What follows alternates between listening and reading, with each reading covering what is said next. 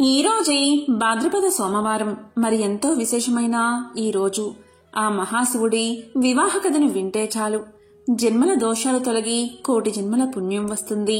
దరిద్రం పోయి అష్టైశ్వర్యాలు భోగభాగ్యాలు కలుగుతాయి. పూర్వం ఒకానొకప్పుడు అరణ్యాల మధ్య ఒక చిన్న గ్రామం ఉండేది. ఆ గ్రామంలో రాజు అనే తెలివైన సాహసోపేతమైన యువకుడు నివసించేవాడు. అతను పేదవాడు అయినప్పటికీ శివుడిపై అతనికి భక్తి అపారంగా ఉండేది. ఆ గ్రామానికి కొద్ది దూరంలోనే ఒక పెద్ద మర్రి చెట్టు ఉండేది. ఆ చెట్టుపై దెయ్యాలు ఉండేవి. దాని దగ్గరకు వెళ్లినవారు ఎవరూ తిరిగి రారని ప్రజల నమ్మకం. ఆ మర్రి చెట్టు గురించి గ్రామవాసులు భయంగా చెప్పుకునేవారు. ఆ మర్రి చెట్టు వైపు చూడడానికి కూడా భయపడేవారు. రాత్రిపూట గ్రామంలోకి వచ్చి ఆ దెయ్యాలు పశువులను, పెంచుకునే జీవాలను తినేసేవి. అప్పుడప్పుడు ఆ మర్రి చెట్టు నుంచి భయంకరమైన శబ్దాలు వినిపించేవి. అప్పుడు ప్రజలు గజగజ వణికిపోయేవారు. రాజు ప్రతి సోమవారం రోజు ఆ మహాశివయ్యను భక్తి శ్రద్ధలతో పూజించేవాడు. సోమవారం రోజు ఉదయమే శివాలయానికి బయలుదేరాడు రాజు. అతను నడుచుకుంటూ వెళ్తూ ఉండగా దారిలో 2 పక్షులు మాట్లాడుకోవడం అతను విన్నాడు. అవి సాధారణ పక్షులు కావు, దైవిక శక్తులు ఉన్న పక్షులు. ఆ పక్షులు మాట్లాడుకుంటున్న మాటలు అతనికి స్పష్టంగా వినిపించాయి. సోమవార మహిమ వల్ల అతనికి పక్షి మాటలు అర్థం చేసుకునే శక్తి వచ్చేసింది. పక్షులు ఇలా అంటున్నాయి: అయ్యో, మన రాజ్యానికి త్వరలో ఒక పెద్ద ఆపద రాబోతుంది అని ఒకదానికొకటి చర్చించుకుంటున్నాయి. ఒకటి అలా పలకగాని రెండవ పక్షి, అవునవును, మన రాజుగారికి ఒక దెయ్యం శాపాన్ని పెట్టింది. ఆ శాపం వల్ల 3 నెలల్లోగా ఆయన చనిపోతాడు అని పలకగా ఆ మాటలు విన్న రాజు ఎంతగానో ఆశ్చర్యపోయాడు. అయితే రాజుగారిని కాపాడడానికి ఏదైనా మార్గముందా అని పక్షుల్ని అడిగాడు రాజు. పక్షులు ఆ మాటలు విని ఆ యువకుడికి అద్భుతమైన వినికిడి శక్తి ఉందని గ్రహించాయి. అప్పుడు రాజుతో ఇలా అన్నాయి: ఓ మానవుడా, రాజుగారిని కాపాడడానికి ఒకే ఒక్క మార్గముంది. ఆ పాత మర్రి చెట్టు కింద ఉన్న గుహలో సంజీవని వేరు ఉంది. దాన్ని తీసుకుని రాజుగారికి ఇస్తే ఆయన త్వరగా కోలుకుంటాడు అని పక్షులు చెప్పి గాలిలోకి ఎగిరిపోయాయి. ఇక రాజు వెంటనే మర్రి చెట్టు దగ్గరకు బయలుదేరాడు. కాని ఆ చెట్టు దగ్గరకు వెళ్లే ధైర్యం ఎవరికీ లేదు. ప్రజలందరూ రాజుని ఆపడానికి ప్రయత్నించారు. కాని ఆ యువకుడు శివుడిపై ఉన్న నమ్మకంతో ముందుకు సాగాడు. మర్రి చెట్టును చేరుకున్నాడు. ఆ మర్రి చెట్టు పెద్ద పెద్ద ఊడలతో చూడ్డానికి చాలా భయంకరంగా ఉంది. రాజు చెట్టు దగ్గరకు వెళ్లగానే ఒక భయంకరమైన దయ్యం బయటకు వచ్చింది. అప్పుడు ఆ యువకుడు ఇలా అన్నాడు: నాకు ఈ చెట్టు మొదట్లో ఉన్న సంజీవని వేరు కావాలి, మా రాజుగారిని బతికించాలి అని పలికాడు. దానికి ఆ దయ్యం, ఎందుకు వచ్చావు మానవుడా, నీ చావు కోసమా అని అరిచింది. కాని ఆ యువకుడు భయపడకుండా శివనామాన్ని జపిస్తూ, నేను నిన్ను అంతం చేయడానికే వచ్చాను అని ధైర్యంగా పలికాడు. ఆ మాటలకు అది గంభీరంగా నవ్వి, నీవు నన్ను అంతం చెయ్యలేవు అని పలికి అమాంతం రాజు మీద పడింది. దీనితో రాజు దయ్యంతో పోరాడడం ప్రారంభించాడు. కాని దయ్యం చాలా శక్తివంతంగా ఉంది. అప్పుడు రాజు తెలివిగా ఆలోచించి శివాలయానికి వెళ్లేటప్పుడు తనతో తెచ్చుకున్న బిల్వపత్రాలు జ్ఞాపకం వచ్చి శివనామాన్ని జపిస్తూ ఆ బిల్వపత్రాలను దయ్యంపై విసిరాడు. ఆ పత్రాల శక్తితో దయ్యం భయపడి దాని శక్తి సన్నగిల్లింది. వెంటనే కత్తితో దెయ్యం తలకు నరికేశాడు ఆ యువకుడు. అదేవిధంగా బిల్వపత్రాల సహాయంతో అన్ని దెయ్యాలను అంతం చేశాడు. దెయ్యాల నుంచి విముక్తి పొందిన ఆ మర్రి చెట్టు తన నిజరూపాన్ని సంతరించుకుంది. అప్పుడు మర్రి చెట్టు తన కింద ఉన్న ఒక గుహలోకి వెళ్లే మార్గాన్ని చూపించింది. వెంటనే ఆ యువకుడు ఆ గుహలోకి వెళ్లి పక్షులు చెప్పినట్లు రాజుగారిని రక్షించే సంజీవని వేరును కనుక్కున్నాడు. ఆ వేరును తీసుకుని రాజధానికి బయలుదేరాడు. అక్కడికి వెళ్లి చూడగా రాజుగారి పరిస్థితి చాలా అధ్వానంగా ఉంది. వైద్యులందరూ చేతులెత్తేశారు. అప్పుడు రాజు మహారాజు దగ్గరకు వెళ్లి ఆ సంజీవని వేరును మహారాజుకు ఇచ్చాడు. మహారాజు ఆ వేరును తినగానే అతని శరీరం తిరిగి శక్తివంతంగా మారింది. మహారాజు పూర్తి ఆరోగ్యంతో కోలుకున్నాడు. ఆ దేశపు మహారాజు రాజయోకుడు చేసిన సాహసానికి ఎంతో సంతోషించాడు. అప్పుడు ఇలా పలికాడు, ఓ యువకుడా, నీవు నా ప్రాణాలు కాపాడావు, ఈ దేశానికి నీవే రక్షకుడివి అని పలికి అతన్ని యువరాజుగా ప్రకటించి గౌరవించాడు. యువరాజు అయిన తర్వాత కూడా రాజులో అహంకారం అనేదే రాలేదు. నిస్వార్థంగా ప్రజలకు సేవ చేశాడు, మంచి పరిపాలన అందించాడు. ఇలా సోమవారం రోజు పక్షుల ద్వారా రహస్యం తెలుసుకున్న ఆ రాజు మర్రి చెట్టుపై ఉన్న దయ్యాలను అంతం చేసి రాజును కాపాడి యువరాజుగా మారాడు. ఎవరైతే ఈ కథను భక్తి శ్రద్ధతో వింటారో వారికి సకల శుభాలు కలుగుతాయి. సోమవారం రోజు పార్వతీ పరమేశ్వరుల వివాహ కథను విన్నా, చెప్పినా, చదివినా జన్మల పాపాలు తొలగిపోతాయి. వివాహం కాని వారికి వివాహం జరుగుతుంది. మంచి పుత్రులు కలుగుతారు. ఐశ్వర్యం కలుగుతుంది. వంశాభివృద్ధి కలుగుతుంది. సకల శుభాలు కలుగుతాయి. శివపార్వతుల కళ్యాణం అనేది శివ పురాణంలోనూ, వాయు పురాణంలోనూ, స్కాంద మహాపురాణంలోనూ వివరించడం జరిగింది. దక్ష ప్రజాపతి తన కుమార్తెల్లో పెద్దదైన సతీదేవిని ఈశ్వరుడికిచ్చి వివాహం చేశాడు. ఒకసారి ఈశ్వరుడిపై కోపంతో దక్షుడు సతీ పరమేశ్వరులను ఆహ్వానించకుండా ఒక యజ్ఞం చేయడానికి సిద్ధమయ్యాడు. ఈ విషయం తెలుసుకున్న సతీదేవి తన భర్త అనుమతితో దక్షయజ్ఞశాలకు వెళ్ళింది. అక్కడ దక్షుడు ఆ పరమశివుణ్ణి అవహేళనగా చేసి దూషించాడు. భర్తను అన్ని మాటలు తండ్రి అన్నందుకు సతీదేవి ఎంతో బాధపడి అక్కడే ఉన్న యోగాగ్నిలో పడి దగ్ధమైపోయింది. తరువాత దేవత స్వరూపుడైన హిమవంతుడు అనే పర్వతరాజు మేనకాదేవిని పెళ్లి చేసుకున్నాడు. వారిద్దరికీ మైనాకుడు అనే కొడుకు పుట్టాడు. యోగాగ్నిలో దగ్ధమైన సతీదేవి మేనకాదేవి గర్భంలో ప్రవేశించి హిమవంతుడికి కూతురుగా జన్మించింది. ఆమె గౌరవర్ణంలో ఉండడం వల్ల గౌరి అనే పేరు పెట్టారు. పర్వతరాజు యొక్క పుత్రిక కావడం వల్ల ఆమెను ప్రజలంతా పార్వతి అని పిలిచేవారు. పార్వతి దినదిన ప్రవర్ధమానంగా పెరిగి పెద్దదై యవ్వనవతి అయినది. ఇక పరమేశ్వరుడు సతీదేవి వియోగాన్ని భరించలేక తీవ్రమైన తపస్సును ప్రారంభించాడు. హిమవత్ పర్వత ప్రాంతంలో పరమేశ్వరుడు తీవ్రమైన తపస్సు చేస్తున్నాడు అని తెలుసుకున్న హిమవంతుడు పరివారంతో పాటుగా తన కుమార్తె అయిన పార్వతీదేవిని వెంటబెట్టుకుని ఈశ్వరుడు తపస్సు చేసే ప్రదేశానికి వెళ్లి ఆయనకి సపరిచర్యలు చెయ్యమని స్వయంగా తన కుమార్తె అయిన పార్వతీదేవిని నియమించాడు. ఇక పార్వతీదేవి భక్తి శ్రద్ధలతో పువ్వులు, సమిధలు, దర్భలు ఈశ్వరునికి భంగం కలగకుండా అందిస్తూ సపరిచర్యలు చేస్తుంది. ఇక ఆ సమయంలోనే తారకాసురుడు అనే రాక్షసుడు ఉండేవాడు. అతడు అందరినీ అంటే దేవతలను, మనుషులను, ముళ్లను ఎన్నో బాధలకు గురిచేసేవాడు. ఇక తారకాసురుడు పెడుతున్న బాధలు భరించలేక దేవతలంతా దేవేంద్రుడితో కలిసి బ్రహ్మదేవుణ్ణి చేరుకున్నారు.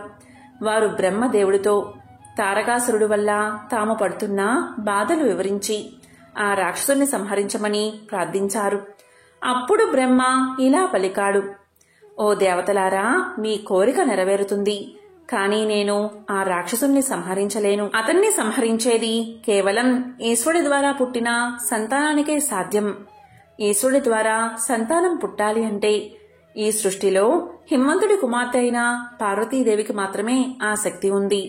కాబట్టి పార్వతీదేవి ప్రస్తుతం పరమేశ్వరుడికి సపరిచర్యలు చేస్తుంది.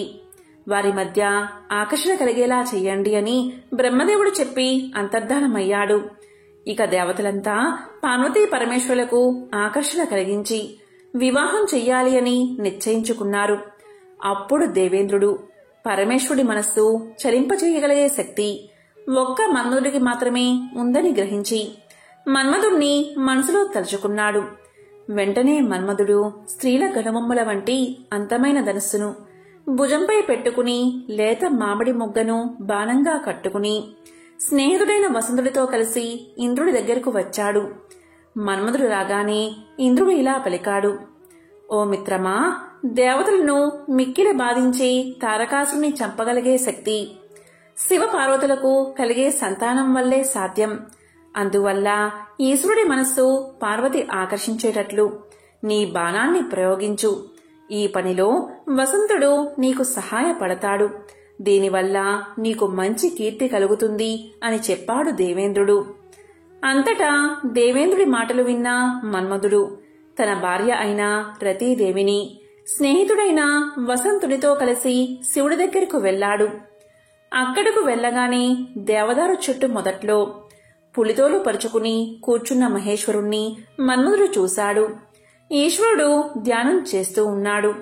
ఇంతలో చెలికత్తెలతో పువ్వులు మొదలైన వాటిని పట్టుకుని వస్తున్న పార్వతిని మన్మధుడు చూశాడు. పార్వతీదేవి పరమశివుని దగ్గరకు వచ్చింది. అదే సమయంలో నంది శివుడికి నమస్కారం చేసి పార్వతి వచ్చిన విషయాన్ని తెలియచేశాడు. వెంటనే పార్వతీదేవి చలికత్తెలు తాము తెచ్చిన పూలను ఈశ్వరుడి పాదాల దగ్గర పెట్టారు. ఆ మహాశివుడికి పార్వతి నమస్కారం చేసింది. దానికి ఆ మహాశివుడు, సవతిపోరు లేని ప్రియుణ్ణి భర్తగా పొందుము అని ఆశీర్వదించాడు. ఇక మన్మధుడు వారిద్దరినీ దగ్గరగా చూశాడు.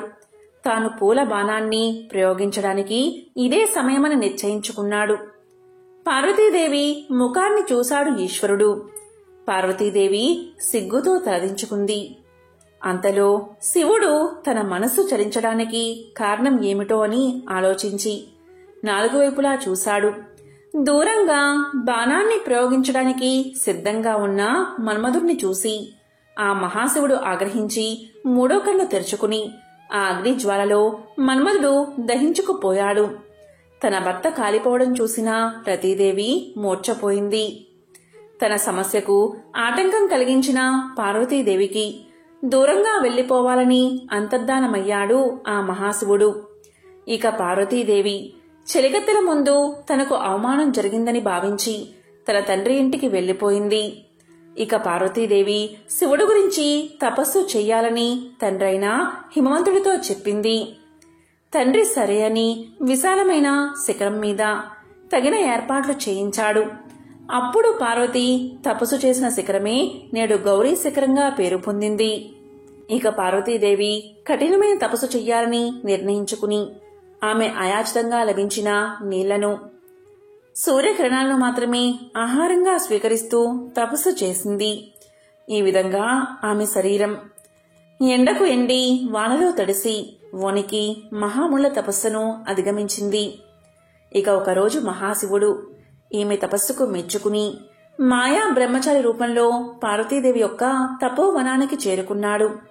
ఇక పార్వతీదేవి ఆయనకు ఎదురుగా వెళ్లి గౌరవంగా సపరిచర్యలు చేసి ఆశ్రమానికి తీసుకువచ్చింది. ఇక పార్వతితో మాట్లాడాలని ఆ బ్రహ్మచారి ఇలా పలికాడు. యవ్వనంలో ధరించవలసిన ఆభరణాలు విడిచిపెట్టి ముసలితనంలో ధరించే నారబట్టలను ఎందుకు ధరించావో చెప్పు. ఒకవేళ నీవు ప్రేమ గురించి తపస్సు చేస్తూ ఉంటే వెంటనే ఆ తపస్సు ఆపు. ఎందుకంటే నేను కూడా తపస్సు చేసినవాడిని. కావాలంటే నా తపస్సులో సగభాగాన్ని నీకు ఇస్తాను. దానివల్ల నీవు కోరిన ప్రియుణ్ణి పొందవచ్చు. అతను ఎవరో నాకు చెప్పు అంటాడు. దానికి చెలికత్తెలు ఆ మహాశివుణ్ణి భర్తగా పొందాలని ఇలా తపస్సు చేస్తుంది అంటారు.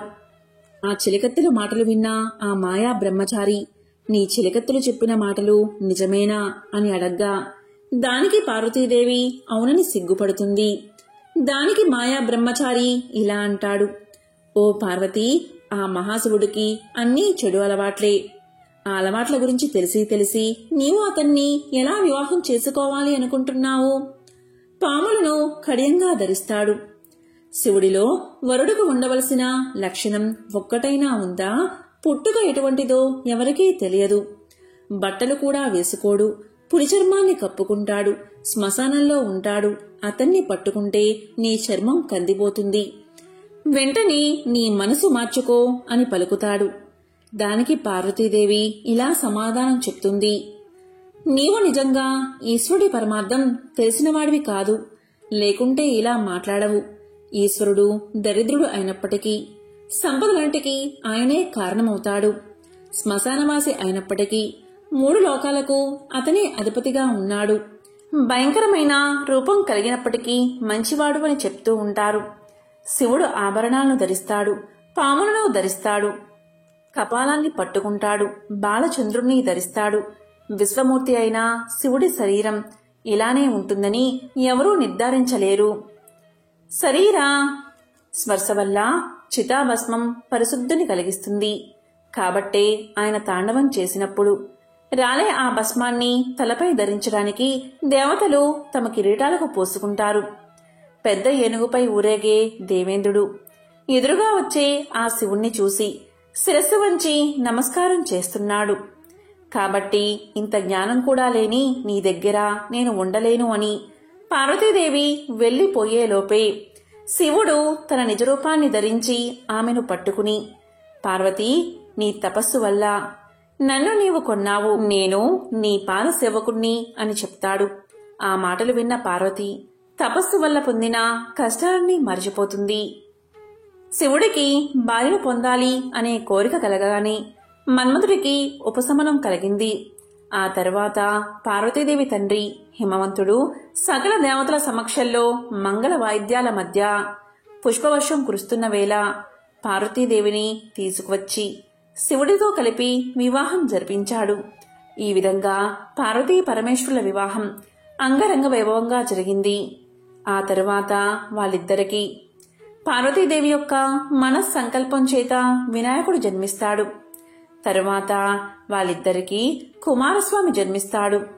దేవకార్యమైన తారకాసుర సంహారం నిమిత్తమై పార్వతీదేవికి కుమారస్వామి పుడతాడు. ఆ తరువాత కుమారస్వామి తారకాసురుని సంహరించి దేవతలను సంతోషపెడతాడు. ఎంతో పవిత్రమైన విశేషమైన ఈ శివపార్వతుల వివాహ కథను ఎవరైతే వింటారో వారి జన్మల పాపాలు తొలగి కోటి జన్మల పుణ్యం వస్తుంది, సకల శుభాలు కలుగుతాయి. పూర్వకాలంలో ఒక గ్రామంలో శివదేవుడు అనే ఒక మహాశివభక్తుడు ఉండేవాడు. ఇతను ప్రతిరోజు కూడా తమ ఊరిలో ఉన్నటువంటి శివాలయానికి ఈ శివదేవుడు ఒట్టి చేతులతో వెళ్లకుండా బాగా కాచి చల్లార్చినటువంటి ఒక కుంచుడు పాలను ఆలయానికి తీసుకుని పోయి పరమేశ్వరుడికి నైవేద్యంగా వాటిని ఆరగింపు చేస్తూ ఉండేవాడు. అలా భక్తితో స్వామివారికి నమస్కారం చేసి ఆపై ఆ పాలను ఇంటికి తీసుకుని పోయేవాడు. ఈ విధంగా పరమ నిష్ఠతో ప్రతిరోజు కుంచుడు పాలను ఆ పరమేశ్వరుడికి ఆరగింపు చేస్తూ ఉండేవాడు ఆ శివభక్తుడు. ఇలా కాలం గడుస్తూ ఉండగా ఒకరోజు ఆ శివదేవునికి ఒకసారి భార్యతో కలిసి పొరుగురు వెళ్లవలసిన పని పడుతుంది. దాంతో తాను నిష్ఠగా చేసేటటువంటి శివపూజ, అలాగే పరమేశ్వరుడికి పాలను నివేదన చేసేటటువంటి పని ఏ విధంగా చెయ్యాలి అని తీవ్రంగా ఆలోచిస్తూ ఉన్నాడు శివదేవుడు. అప్పుడు శివదేవుడు తన కుమార్తెను పిలిచాడు. ఆమె పేరు గొడగూచి. ఆమెతో శివదేవుడు ఇలా పలికాడు, అమ్మా, ప్రతిరోజు నువ్వు శివాలయానికి వెళ్లి పరమశివుడికి పాలను నైవేద్యంగా పెట్టు. ఈ బాధ్యత సక్రమంగా నెరవేర్చు అని చెప్పి తల్లిదండ్రులు వెళ్లిపోయారు. తర్వాత రోజున ఆవు పాలను శుభ్రంగా మరగబెట్టి కుంచెడు పాలను కొలిచి శివాలయానికి సమర్పణగా తీసుకుని వెళ్తుంది గొడగూచి. పాలు ఎవరికీ కనబడకుండా పైన కొంగు కప్పుతుంది. శివాలయానికి ఎదురుగా పాలను పెట్టి పాలను తాగమని శివలింగాన్ని కోరుతుంది. పాలు శివలింగం ముందర పెట్టి అమాయకత్వంతో శివుడు వచ్చి స్వయంగా తానే పాలు తాగుతాడు అనుకుంటుంది ఆ చిన్ని పిల్ల. కాని ఎంతసేపైనా శివుడు ఆ పాలు తాగకపోయేసరికి ఎంతో బాధపడుతుంది. పాలు తాగమని శివుణ్ణి ప్రార్థిస్తుంది. ఎంత ప్రార్థించినా సరే శివుడు పాలు తాగకపోయేసరికి ఎందుకు తాగడం లేదని ఎన్నో కారణాలను ఆలోచిస్తుంది. ముక్త భక్తితో గొడగూచి శివుణ్ణి ప్రశ్నలు అడగడం ప్రారంభిస్తుంది. ఏమైంది? ఎందుకు పాలు తాగడం లేదు? చిన్నపిల్లను నేను. పాలు తెచ్చానని తాగడం లేదా? నీవు ఇప్పుడు పాలు తాగు. నీకు కావాలంటే గుజ్జు భోజనపు పాలను తెచ్చిస్తాను అని కోరింది. అయినా శివుడు పాలు తాగలేదు. మళ్ళీ ఆమె ఇలా పలికింది, ఎందుకు పాలు తాగడం లేదు? పాలు వేడిగా ఉన్నాయా? కమ్మని వాసన రావడం లేదా? పాలు శుభ్రంగా లేవా? ఏమైనా పాలు విరిగిపోయాయా? పాలల్లో నుంచి ఏమైనా వాసన వస్తుందా? పాలల్లో ఎక్కువ నీళ్లు కలిశాయా? ఈ పాలు నీకు సరిపోవా? ఎందుకు తాగడం లేదు అని ఎన్నో ప్రశ్నలు వేసి ఒకసారి నేను తెచ్చిన ఈ పాలు తాగు అని కోరింది. అయినా మహాశివుడు పాలు తాగలేదు. మళ్ళీ ఆమె ఇలా పలికింది, నేను ఒంటరిగా పాలు తెచ్చానని తాగడం లేదా? ఈ గిన్నె బాలేదా? నాకు నైవేద్యం పెట్టడం రాదని నీవు తాగడం లేదా? పాలపై మీగడ సరిగ్గా లేదా? ఈ పాల మీద వేరే ఎవరైనా దృష్టి పడిందని నీవు తాగడం లేదా? ఊరికే ఏ కారణం లేకుండా ఎందుకు తాగడం లేదు అని వివిధ ప్రశ్నలతో గొడగూచి తన మనసులో ఆలోచించి శివుడితో మాట్లాడింది. తన తల్లి తమ్ముడికి ఏ విధంగా ఆశపెట్టి తినిపిస్తుందో ఆ విధంగా గొడగూచి కూడా శివుడికి ఆశపెట్టే ప్రయత్నం చేసింది. ఎలా అంటే, నువ్వు పాలు తాగితే గుజ్జన్నం తినిపిస్తా, నూనె పోలాలు తెస్తాను, కలకండ పాలనం తినిపిస్తాను అని కోరింది. నీవు పాలు తాగితే జాతరకు తీసుకువెళ్తాను, తినడానికి తీసుకువెళ్తాను, పాయసం తినిపిస్తాను, శైవులు జరుపుకుని పండుగకు తీసుకువెళ్తాను, పాలలోకి అటుకులు తెస్తాను అని ఆశపెట్టి పాలను తాగించే ప్రయత్నం చేసింది గొడగూచి. కాని శివుడి దగ్గర నుంచి ఎటువంటి జవాబు లేకపోయేసరికి ఎంతో దుఃఖంతో విలపించింది. ఎన్ని ప్రయత్నాలు జరిగినా శివుడు వచ్చి పాలు తాగకపోయేసరికి ఆమె ఎంతో బాధపడింది. ఆమె ఇలా అనుకుంది, శివుడు పాలు తాగకపోతే మా వాళ్ళు నన్ను చంపుతారు, వాళ్ల చేతిలో నేను చావడం కంటే శివుడి ముందే మరణిస్తాను అనుకుని శివలింగానికి తల ఆనించి ప్రాణాలను విడిచిపెట్టడానికి సిద్ధమైంది. ఆమె చేష్టలు ఆమె ముక్త స్వభావానికి ప్రతీక. ఇది గమనించిన శివుడు పాలు తాగాడు. దాన్ని చూసిన గొడగూచి ఆ మహాశివుడితో ఇలా పలికింది, నేను చిన్న పిల్లను అని మరీ ఇంత ఏడిపిస్తావా? మా అన్నకు చెబుతాను ఉండు అని బెదిరించి పూర్తిగా చిన్నపిల్ల మనస్తత్వాన్ని నిరూపించుకుంది. ఇలా ప్రతిరోజు శివుడికి పాలు ఇచ్చి ఇంటికి తిరిగి వెళ్తూ ఉండేది ఆ గొడగూచి. ఒకానొక సమయంలో ఊరి నుంచి వచ్చిన శివదేవుడు సరిగ్గా గొడగూచి మహాశివుడికి పాలను సమర్పించి ఇంటికి తిరిగి వెళ్తూ ఉండగా తారసపడ్డాడు. ఆమె తన కుమార్తెను చూసి తన కుమార్తె చేతిలో ఉన్న పాల గిన్నెను చూసి, తల్లి, పాలు ఏం చేశావు అని అడిగాడు. అందుకు ఆమె, శివుడే పాలు తాగాడు నాన్నగారు అని సమాధానం చెప్పింది. కాని అతను ఆమె మాటలు నమ్మలేదు. ఏంటి, అబద్ధం చెప్తున్నావా? కన్న తండ్రితో అబద్ధం చెప్పడం సరైన పద్ధతి కాదు. ఎక్కడైనా శివలింగం పాలు తాగుతుందా అని తన కూతుర్ని కసురుకున్నాడు. గొడగూచి మహాశివుడు పాలు తాగిన వ్యవహారమంతా చెబుతుంది. కాని శివదేవుడు ఆ మాటలు నమ్మడు. ఓసే పాపిష్టిదానా, నేను చేసేటటువంటి వ్రతాన్ని నేలపాలు చేశావు కదే అనే ఆగ్రహంతో తన కూతుర్ని అనరాని మాటలు అంటాడు. ఇక ఆమె ఎంత చెప్పినప్పటికీ ఆమె మాటలు నమ్మడు ఆ శివదేవుడు. మర్నాడు ఆమె తన వెంట తన తండ్రిని పరమేశ్వరుడి మందిరానికి తీసుకుని వెళ్తుంది. రోజూ మాదిరిగానే ఆ పాలను మహాశివుడి ముందు పెట్టి ఆరగించవయ్యా అని పిలుస్తూ ఉంటుంది. కాని స్వామి మాత్రం ఉలుకు లేదు, పలకలేదు. అప్పుడు శివదేవుడికి అంతులేని కోపం వస్తుంది. ఓసి, రోజూ కూడా నువ్వే తాగుతూ ఆ శివుడు తాగుతున్నాడు అని చెబుతున్నావా? మరి రోజూ తాగే ఆ మహాశివుడు ఈ రోజు ఎందుకు తాగలేదు? కనీసం చూడనైనా ఎందుకు చూడలేదు? కన్న తండ్రిని అబద్ధపు మాటలతో మోసగిస్తావా? ఎన్ని కథలు చెప్పి నన్ను మోసం చేశావే అని కూతుర్ని కోప్పడి తన కూతురుతో నీ కడుపు చీల్చి ప్రాణాలు తీస్తాను అంటూ గొడగూచి వెంట పరుగెత్తి పట్టుకోబోయాడు. దాంతో ఆమె భయంతో వణికిపోతూ మహాశివుడి దగ్గరకు చేరి గట్టిగా ఏడుస్తూ ఓ లింగమూర్తి, ఓ లింగమూర్తి అంటూ లింగ స్వరూపాన్ని గట్టిగా పట్టుకుంటుంది.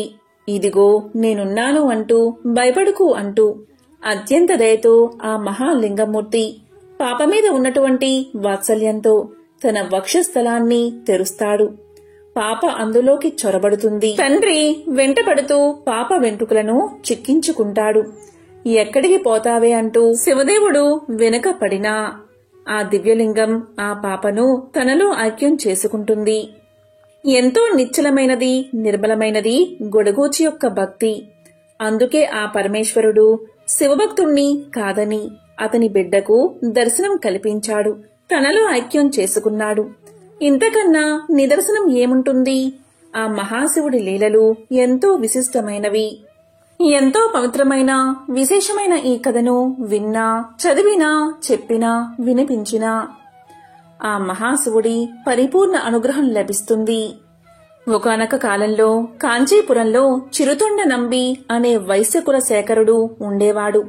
అతను అఖండ శివభక్తి తత్పరుడు. ఆయన భార్య తిరువెంగ నాంచి. ఆ పుణ్య దంపతులు జంగమ ఆరాధన తత్పరులు. వారి పుత్రుడు సిరియాలుడు. చిరుతొందడు పూర్వజన్మ వాసనా విశేషం చేత ఏకామ్రనాథుణ్ణి ఆరాధిస్తూ జంగమ్మ ప్రమదలకు అడిగిన పదార్థం లేదనక సదా అన్నదానం చేసేవాడు. ఒకనాడు పరమశివుడు పార్వతీదేవికి చిరుతొండని భక్తి ప్రభావం నిరూపించాలి అనుకున్నాడు. నిత్యాన్నదానశీలుడైన చిరుతొండ నంబికి ఒకనాడు ఒక్క శివయోగి కూడా కనిపించలేదు. తిరిగి తిరిగి చివరకు కాంచీపురం ఊరి బయట ఉన్న పాడుబడిన గుడికి వెళ్లాడు అతను. అక్కడ గర్భమండపంలో ఒక వృద్ధుడు అతనికి సేవ చేస్తున్న ముసలి అవ్వ కనిపించారు.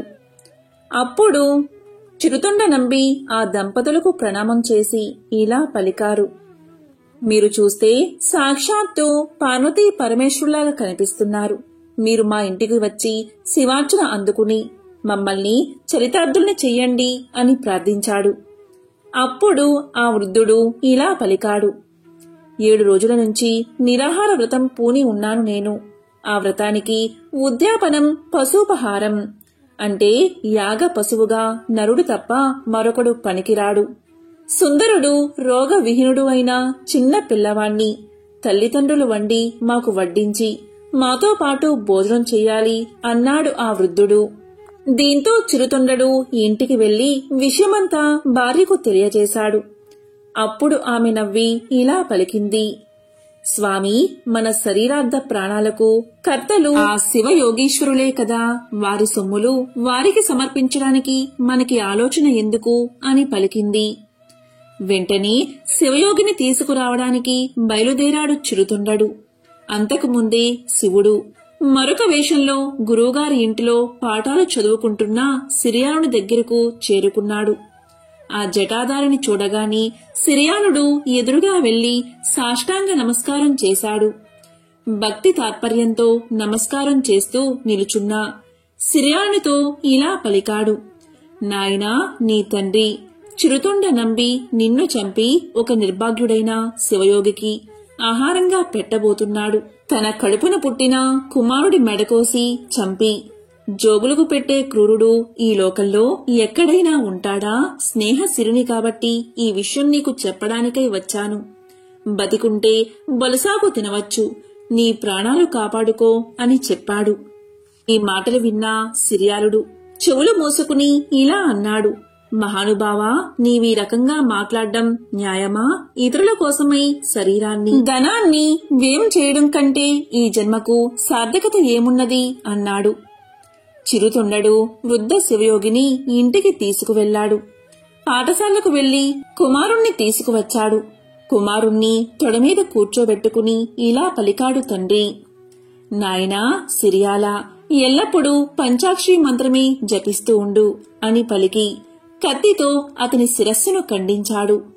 ఒక్క వేటుతో కింద పడిపోయిన సిరియాలుడి శిరస్సు నమశివాయ నమశివాయ నమశివాయ అని మంత్రాన్ని పఠిస్తుంది. భోజనశాలలో వంట సిద్ధమైనది. అమృత ఆహారం ఆరగించవలసిందిగా నమస్కరించారు ఆ నంబి దంపతులు. అప్పుడు ఆ శివయోగి ఇలా పలికాడు: నాకు మరొక్క నియమం ఉన్నది. మగబిడ్డలేని నిర్భాగ్యుడి ఇంట్లో భోజనం చేయకూడదు. నీ కుమారుణ్ణి పిలువు అన్నాడు ఆ మాయా జంగముడు. అప్పుడు నంబి ఇలా పలికాడు: స్వామి, ముందే ఆ విషయం చెప్పి ఉంటే కుమారుణ్ణి పిలిచేవాణ్ణి. ఇప్పుడు వాడెక్కడికి పోయాడో ఆడుకోవడానికి అన్నాడు నంబి. ఆ వృద్ధ దంపతులు నంబి భార్యను ఎలుగెత్తి కుమారుణ్ణి పిలవమన్నారు. వెంటనే నంబి భార్య రారా రారా కుమారా అని దిక్కులు ప్రతిధ్వనించేటట్లు పిలిచింది. అలా పిలవగానే మరుక్షణమే ఆకులలో ఉన్న శాఖపాకాల నుంచి సిరియాల కుమారుడు వారి ముందు నిలిచాడు. పరమశివుడు భస్మదేహంతో నాగాలంకార భూషణుడై అర్ధచంద్రాకృతితో సాక్షాత్కరించి సశరీరములతో కైలాసానికి రమ్మని వారిని ఆహ్వానించాడు. అంత చిరుతుండడు ఇలా పలికాడు. స్వామి, నీ దయవల్ల 1000 గోత్రములకు చెందిన మా వైశ్యులందరూ ఈ కంచి పట్టణంలో ఈశ్వర ఆరాధన చేస్తూ ఉన్నారు. వారందరినీ విడిచిపెట్టి నేనొక్కడినే రాలేను. ఇంతమందిని కైలాసానికి రమ్మంటే వస్తాను అన్నాడు. అప్పుడు శంభుడు కరుణించి కంచిలో ఉన్న వైశ్యులందరూ కైలాసానికి వచ్చేటట్లు వరాన్ని ప్రసాదించాడు. కన్న కుమారుణ్ణి కూడా బలి చేయడానికి వెనుదీయకుండా తనతో పాటు స్వజనానికి కూడా మోక్షం ఇప్పించిన చిరుతొండ నంబి పరోపకారార్థమై తన శరీరమే దానం చేసిన సిరియాలుడు శైవ భక్తుల్లో అగ్రగణ్యులు. ఎంతో పవిత్రమైన విశేషమైన ఈ కథను విన్న వారికి మోక్షం కలుగుతుంది. ఓం నమః శివాయ. ఓం నమో నారాయణాయ.